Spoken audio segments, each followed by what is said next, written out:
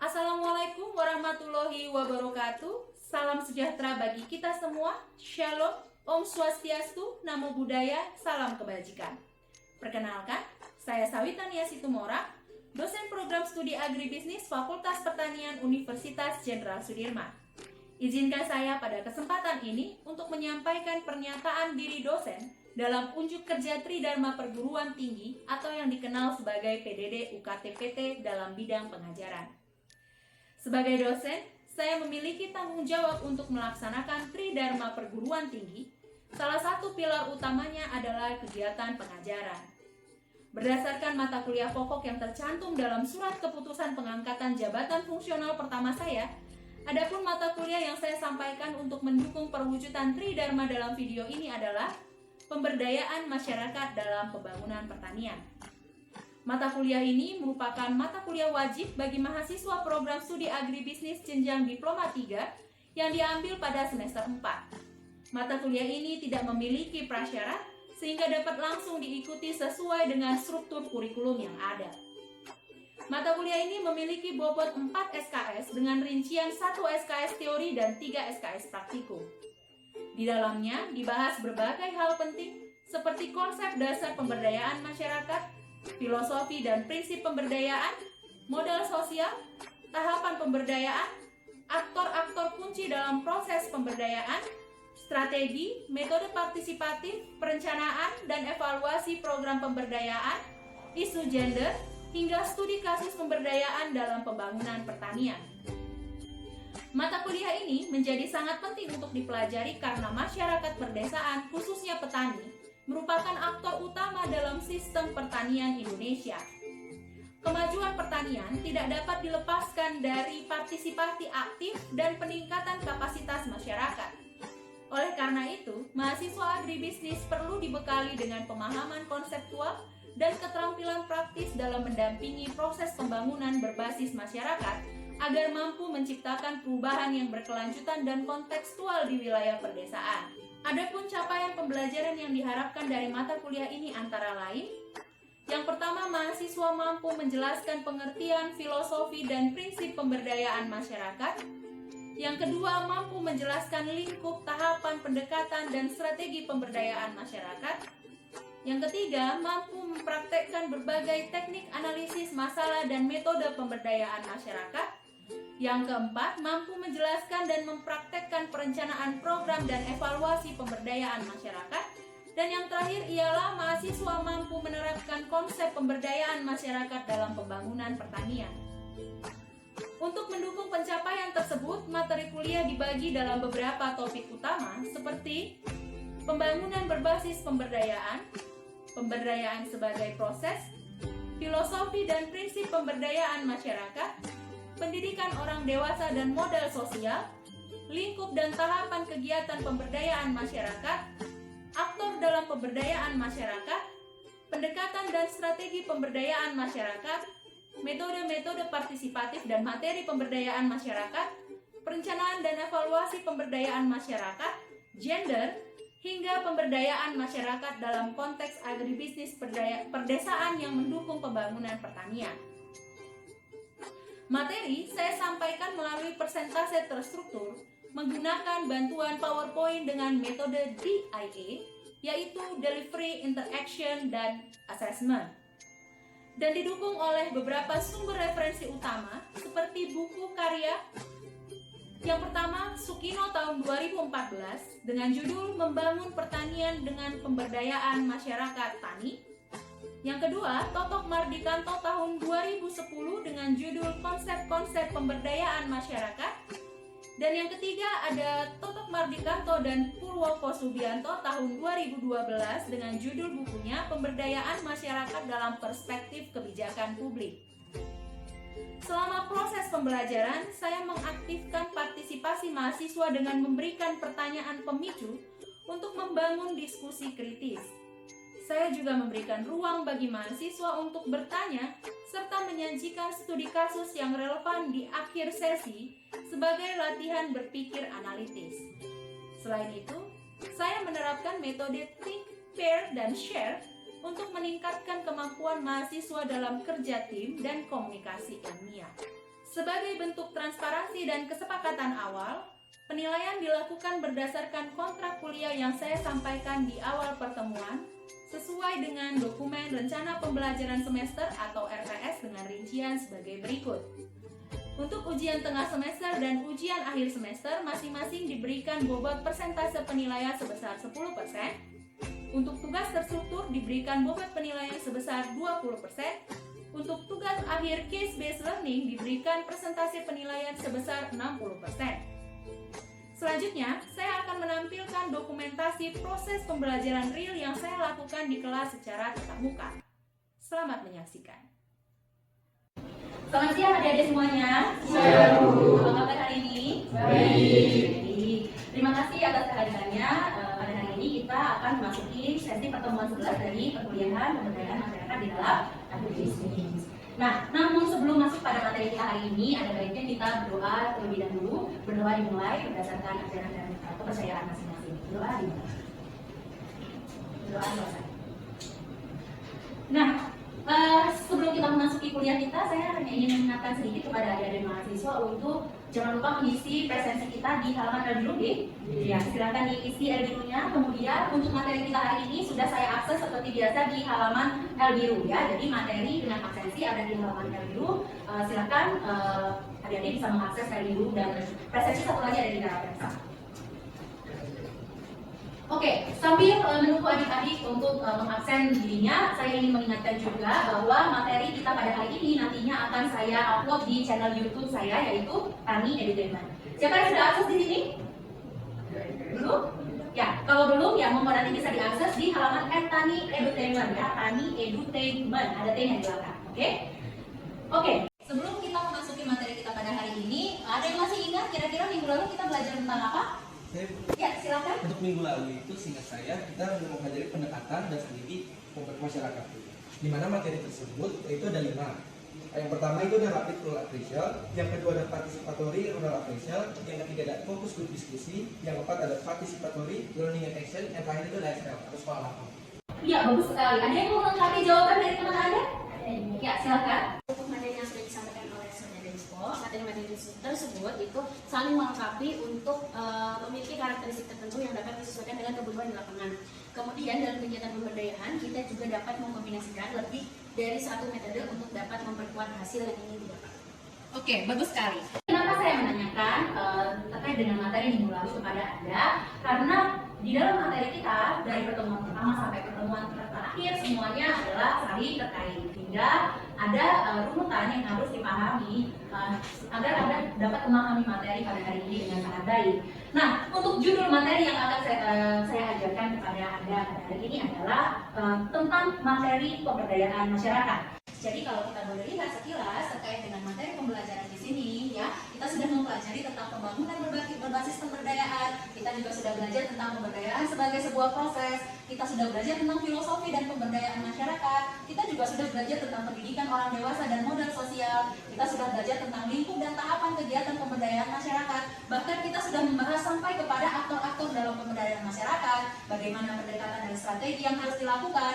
Dan kemudian kemarin juga kita sudah membahas sedikit terkait dengan metode-metode partisipatif. Hari ini kita akan melaju ke pembahasan berikutnya, yaitu materi pemberdayaan masyarakat. Ya, jadi hari ini sub CPNK yang harus dipahami oleh mahasiswa adalah setelah mempelajari materi ini, mahasiswa diharapkan dapat menjelaskan apa-apa saja sih materi pemberdayaan masyarakat. Cakupan materinya adalah inovasi pemberdayaan masyarakat, kemudian materi pemberdayaan masyarakat, sifat-sifat materi, kemudian dari mana sumber materi tersebut, kemudian sampai kepada pemilihan materi pemberdayaan masyarakat. Nantinya ilmu ini akan saya deliver kepada Anda dengan menggunakan metode discovery learning yang akan ditutup dengan case-based learning. Jadi nanti di akhir dari pembelajaran ini saya akan memberikan satu kasus yang akan kita bahas bersama secara berkelompok. Ini adalah beberapa sumber bacaan yang bisa Anda gunakan. Nantinya yang pertama itu ada Sukirno, yaitu membangun pertanian dengan pemberdayaan masyarakat. Kemudian ada Totok Mardikato, konsep-konsep pemberdayaan masyarakat. Kemudian ada Totok Mardikato dan Purwoto Sugianto, yaitu pemberdayaan masyarakat dalam perspektif kebijakan publik. Nah, kenapa sih kita harus mempelajari tentang materi pemberdayaan masyarakat? Karena kita perlu tahu bahwa saat ini kita hidup di dalam dunia inovasi, perkembangan inovasi dan teknologi yang sangat berkembang pesat. Sehingga pada saat yang dulunya metode pemberdayaan itu masih dilakukan dengan metode konvensional, saat ini kita sudah tidak lagi bisa berpaku pada metode masa lalu. Terkadang orang membutuhkan suatu pembaharuan, kemudahan untuk bisa melaksanakan apa yang harus mereka perbuat seperti itu di dalam metode pemberdayaan. Karena Anda perlu mengingat bahwa pemberdayaan adalah berasal dari kata berdaya, di mana berdaya itu tidak hanya berdaya secara ekonomi semata, tetapi juga di dalam lingkungan sosialnya. Kemudian dia berdaya di dalam hak suaranya, kemudian dia berdaya di dalam memenuhi kebutuhan sekunder dan tersier keluarganya, dan lain sebagainya.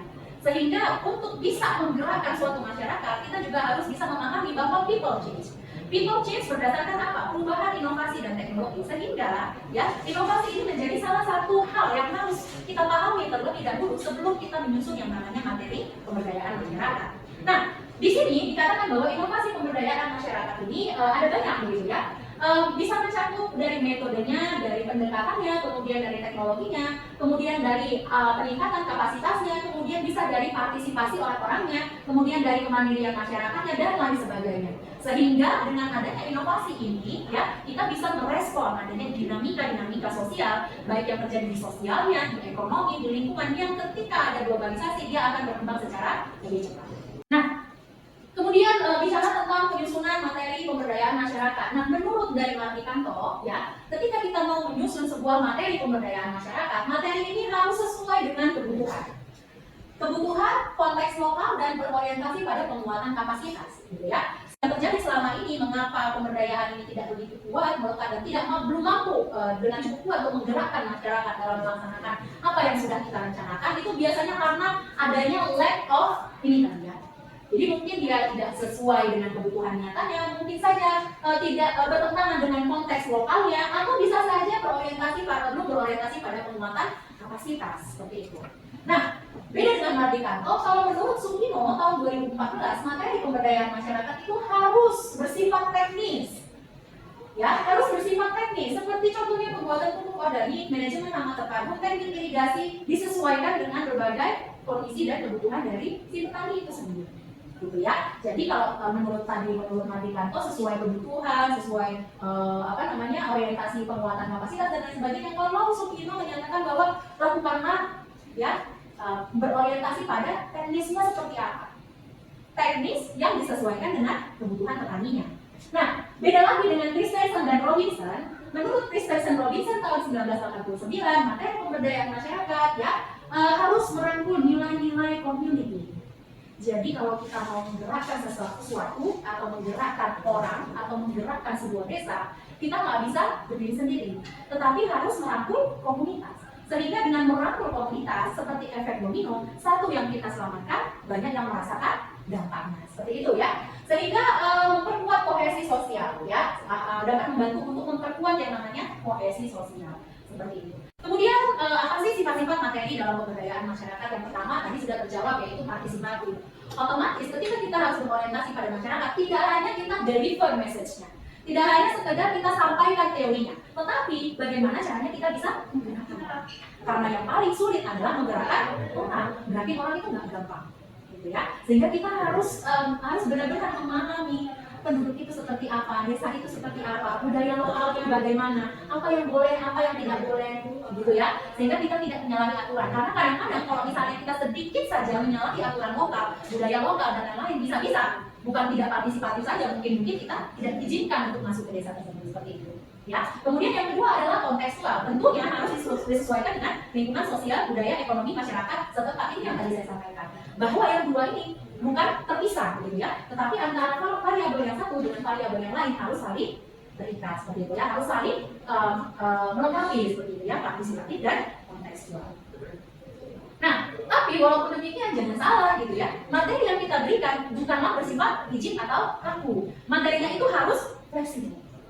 Ya. Jadi semisal Anda menciptakan suatu planning terhadap pemberdayaan masyarakat, Anda menyusun sebuah planning di dalam pemberdayaan masyarakat, dia tidak boleh kaku. Semisal Anda misalnya katakanlah menggunakan apa namanya ya, salah satu desa pengabdian. Ini mahasiswa sering pengabdian ya di organisasinya ya, gitu kan ya. Nah, oke. Ketika Anda misalnya pergi ke suatu desa setelah Anda mengikuti kegiatan pengabdian pada organisasi mahasiswa, kemudian Anda tahu desa itu, ya. Kemudian Anda diminta untuk menyusun program perencanaan dari pemberdayaan masyarakat di desa yang lain. Ternyata ada beberapa bagian dari program-program Anda yang tidak sesuai dengan kondisi ataupun kebutuhan masyarakat. Sehingga Anda nggak boleh ngaku, oh di desa A berhasil nih. Sudah pasti ketika saya letakkan di desa A, desa B pasti berhasil. Belum tentu, gitu ya. Sehingga Anda harus mengkaji lagi di desa yang baru, kira-kira mana yang harus di. Karena kalau gembok juga dirinya ya, tempat kuncinya itu berbeda ya. Gitu. Sehingga tidak semua kunci bisa masuk di dalam satu gembok ya. Satu gembok punya kuncinya sendiri, gitu ya. Jadi nggak bisa sama seperti gembok ya. Kita nggak bisa memaksakan rencana pemberdayaan kita akan sesuai pada setiap desa. Itu artinya. Kemudian yang kedua harus berdasarkan potensi. Kenapa harus berdasarkan potensi? Ada yang tahu? Ada yang tahu? Kenapa harus berdasarkan potensi? Karena pemberdayaan membutuhkan materi. Materi dalam hal ini bukan dalam hal tulisannya, tetapi yang saya maksudkan materi di sini adalah uang. Ya, jadi ketika Anda bicara tentang pemberdayaan tidak lepas dari uang. Nah, Anda membutuhkan sumber daya modal. Sehingga dengan mengenali potensi-potensi yang ada ini, ya, kita bisa menciptakan suatu rencana pemberdayaan yang tidak hanya efektif tetapi juga efisien. Sampai sini ada yang mau ditanyakan? Ya, silakan. Kan biasanya tuh kalau masyarakat desa itu orang tua ibu. Ya. Rata-rata itu banyak orang tua yang sulit untuk memahami kayak diadakan seperti tadi kegiatan pemberdayaan itu kira-kira solusinya tuh seperti apa itu? Oke. Ya, bagus sekali ya. Ini pertanyaannya kekinian ya. Karena memang sudah fenomena umum ya, dan itu banyak sekali dibahas di dalam riset-riset ketika Anda membuka Google gitu ya, Anda mencari literatur, Anda membaca buku, jurnal, kemudian artikel-artikel berita. Memang permasalahan petani kita saat ini bukan hanya diakses terhadap kemajuan teknologi dan informasi gitu ya, tetapi karena mayoritas petani kita sekarang ini didominasi oleh petani usia tua gitu ya, jadi kita sekarang krisis petani usia muda, sementara kita saat ini bicara tentang inovasi gitu ya. Ya, jadi mungkin salah satu yang dilakukan untuk mengatasi permasalahan krisis petani usia muda itu biasanya adalah dengan menggandeng pemerintah gitu ya. Pemerintah untuk bisa ini hanya salah satu cara, jadi tidak mutlak. Salah satu cara yang bisa dilakukan adalah dengan menggandeng pemerintah.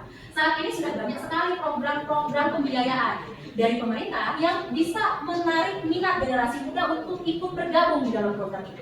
Sehingga mungkin ketika suatu desa yang Anda kunjungi itu masih didominasi oleh petani usia tua gitu ya, mungkin Anda bisa mengembangkan tersendiri untuk mereka gitu di dalam satu program yang masih sama gitu ya. Jadi tidak terpisah programnya antara petani usia tua dengan petani usia muda gitu ya, tetapi mungkin ada insentif lebih yang Anda berikan manakala Anda punya kemampuan lebih.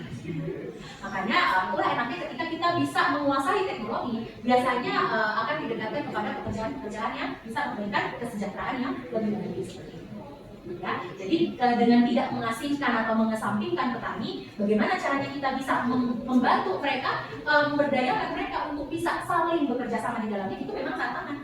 Ya, tetapi salah satunya bisa dengan menggandeng pemerintah ya untuk program-program mereka, ya, kemudian meng-hire generasi muda untuk memegang ya pekerjaan-pekerjaan yang sifatnya high teknologi gitu ya, yang mungkin tidak bisa dikerjakan sudah pasti ya, bukan mungkin lagi gitu ya, tapi sudah pasti petani usia tua pasti tidak bisa yang high teknologi seperti itu. Kemudian yang terakhir sifatnya yang nggak boleh tertinggal adalah transformasional. Jadi materi yang adik-adik buat itu ya harus bisa mendorong perubahan cara pikir. Ketika kita bicara pemberdayaan, kita tidak hanya bicara tentang pergeseran kesejahteraan, perbaikan kesejahteraan, tetapi kita juga membantu mereka menggeser pola pikir. Ya, menggeser ini bukan 100% mengubah. Ketika ada sesuatu yang sudah tidak lagi relevan dengan kebutuhan saat ini, kemungkinan mungkin kurang cepat, teknis yang digunakan, pola pikir yang digunakan mungkin bekerjanya terlalu lambat sehingga tidak bisa mengejar pertumbuhan jumlah permintaan yang masif mengikuti deret ukur gitu ya, ya kan? Permintaan tumbuh berdasarkan deret ukur, cepat dia ya. Tetapi kalau misalnya produksi itu tumbuhnya berdasarkan deret hitung ya, kecilnya. Oke, beda-beda. Sehingga bisa jadi pola pikir yang lama sudah tidak relevan lagi dipakai untuk kebutuhan sekarang. Sehingga materi itu bukan hanya menambah mereka menjadi menambah kepintaran mereka dari sisi edukasi, tetapi juga menggerakkan mereka. Dari yang awalnya mungkin mereka malas mengusahakan sesuatu, misalnya karena mereka merasa itu berat, bagaimana Anda bisa menggeser pola pikirnya bahwa dengan adanya teknologi, inovasi dan materi yang Anda berikan, mengerjakan hal itu mencari uang bukan lagi sesuatu hal yang sulit. Jadi itu namanya transformasi ya.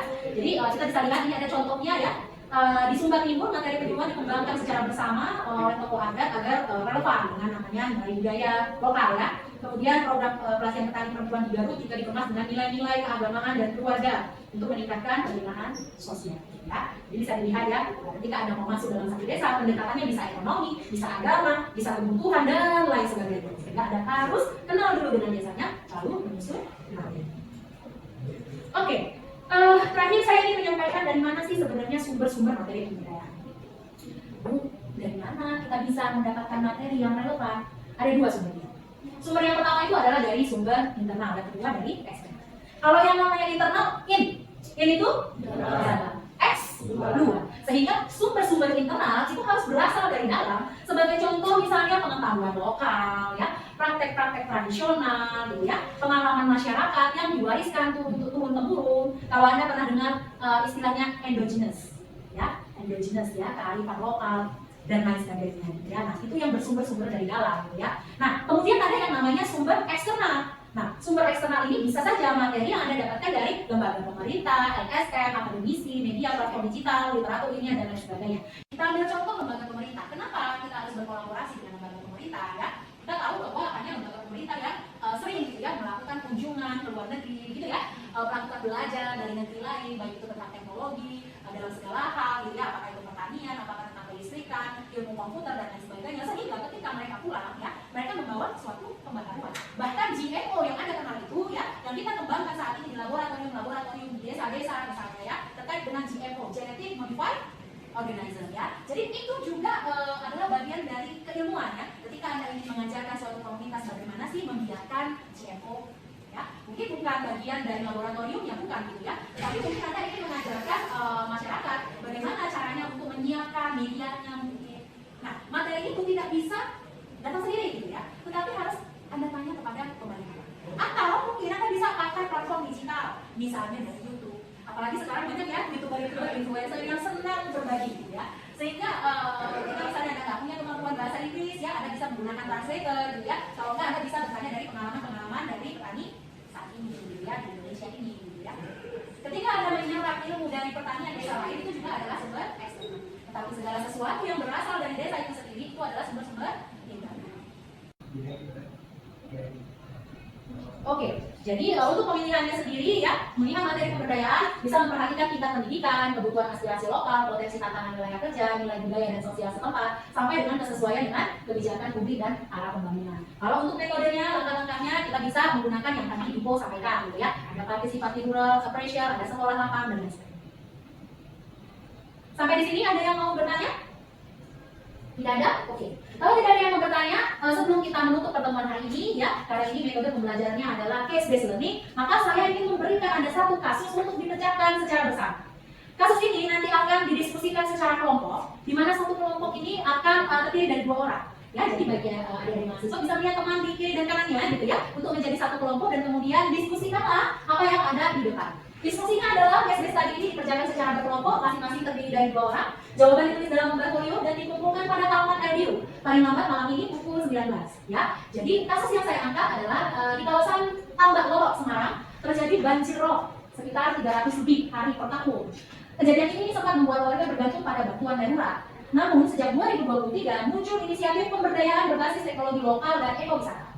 Warga membangun rumah aku berbahan bambu, mengembangkan motor amphibi untuk transportasi, serta meluncurkan program wisata air rob dengan perahu tradisional yang disebut dengan GPN. Mereka juga membentuk koperasi energi surya yang menjual kelebihan listrik ke PLN. Pada tahun 2024, pendapatan warga meningkat 40% berkat ekowisata dan energi terbarukan. Sementara, dokumenter karya warga tentang perjuangan mereka viral dengan 2,5 juta penonton di YouTube. Berdasarkan kasus di atas, pertanyaannya ada 3. Yang pertama adalah identifikasi 3 prinsip pemberdayaan masyarakat yang terpenuhi. Kemudian yang kedua adalah jelaskan mengapa pendekatan ini lebih berkelanjutan dibandingkan bantuan darurat konvensional. Dan yang terakhir adalah analisis peran media digital dalam memperkuat dampak program tersebut. Saya berikan waktu 45 menit dari sekarang. Silakan didiskusikan bersama teman kelompok. Waktu dan tempat, silakan. Oke, 45 menit sudah berlalu. Sekarang kira-kira saya ingin menanyakan, ada yang ingin berbagi hasil diskusinya kepada teman-temannya? Saya Bu. Ya, silakan. Jadi yang pertama itu identifikasi 3 prinsip pemberdayaan masyarakat yang terpenuhi. Menurut saya itu ada partisipasi aktif, ada kemandirian, dan juga ada keperluan ekonomi. Untuk partisipasi aktif, warga terlibat aktif dalam merancang solusi seperti ada rumah apung, motor amfibi, dan juga wisata rup, tanpa hanya sebagai penerima pasif. Bisa ada kemandirian, ada pengembangan teknologi berbahan lokal seperti bambu, modifikasi motor, dan juga koperasi energi surya yang menunjukkan kemampuan warga mengelola sumber daya secara mandiri. Terus ada keberlanjutan ekonomi, program ekowisata dan juga koperasi, energi menciptakan pendapatan jangka panjang, mengurangi ketergantungan pada bantuan luar. Terus ada mengapa pendekatan ini lebih berkelanjutan dibandingkan bantuan darurat konvensional. Yang pertama ada transformasi masalah. Jadi Bajirop itu bisa diubah menjadi aset ekowisata dan edukasi, berbeda dengan bantuan darurat yang bersifat konsumtif dan juga temporer. Terus ada pembangunan kapasitas, warga memperoleh keterampilan baru seperti teknologi adaptasi, manajemen energi, pemandu wisata yang tetap berguna setelah banjir surut. Selanjutnya ada pendanaan mandiri. Keuntungan dari wisata ini menjadi penjualan listrik dan PLN yang membentuk siklus ekonomi berkelanjutan untuk dana adaptasi bencana. Terus ada analisis peran media digital dalam memperkuat dampak program tersebut. Yang pertama ada advokasi dan juga mobilisasi. Finalnya dapat menarik dukungan dan kebijakan dari Kementerian PSDM dan juga pendanaan dari publik. Terus ada edukasi publik seperti media sosial menjadi sarana menyebarkan informasi teknologi tepat guna ke daerah pesisir lain, dan juga ada pemasaran langsung. Platform digital dapat digunakan untuk mempromosikan paket wisata aero dan juga produk UMKM ke pasar nasional. Bagus sekali. Kita berikan tepuk tangan teman kita. Ya, hari ini Ibu merasa senang sekali karena kelasnya aktif ya. Ada yang bertanya, ada yang kemudian aktif menjawab, kemudian sampai hasil diskusi juga bagus sekali ya. Dan Ibu harapkan nanti di kemudian hari, di besok-besok ya, sampai ke pertemuan ke-14, harapannya suasana kelas kita akan seproduktif dan seaktif ini dengan kegiatan pembelajaran belajar mengajar yang seaktif ini. Begitu ya. Nah, jangan lupa nanti tugasnya dituliskan secara lengkap masing-masing kelompok dan dikumpulkan sebelum pukul 19.00 ya, waktu Indonesia Barat di halaman RW. Jadi mungkin itu saja ya yang saya bisa sampaikan hari ini. Lebih dan kurangnya saya mohon maaf. Kita ketemu lagi di pertemuan berikutnya, yaitu dengan materi perencanaan dan evaluasi pemberdayaan masyarakat. Saya harapkan dengan adanya materi ini ya, adik-adik bisa memperbaharui pemahamannya, kemudian mungkin bagi yang ingin mengaitkan dengan aktivitasnya, kemudian ada mungkin yang nantinya bercita-cita ingin menjadi seorang pemberdaya masyarakat ya, mudah-mudahan materi ini bisa bermanfaat bagi kita semuanya. Jangan lupa materi untuk minggu depan dipelajari sehingga nanti ketika Ibu masuk ke kelas kita bisa bertanya jawab secara aktif seperti ini. Setuju? Setuju. Oke, kalau gitu sebelum kita mengakhiri pertemuan ini ada baiknya kita akhiri dengan doa. Berdoa dimulai berdasarkan agama dan kepercayaannya masing-masing. Berdoa selesai. Ya, jadi monggo silakan bagi yang ingin meninggalkan tempat dipersilakan. Jangan lupa untuk absen ya. Terima kasih semuanya. Selamat sore. Demikian penjelasan saya dalam pernyataan diri dosen dalam unjuk kerja Tridharma Perguruan Tinggi bidang pengajaran. Terima kasih atas perhatian Anda. Mohon maaf apabila dalam penyampaian materi ditemukan hal yang kurang berarti. Wassalamualaikum warahmatullahi wabarakatuh. Om Santi Santi Om, Namo Buddhaya, salam kebajikan.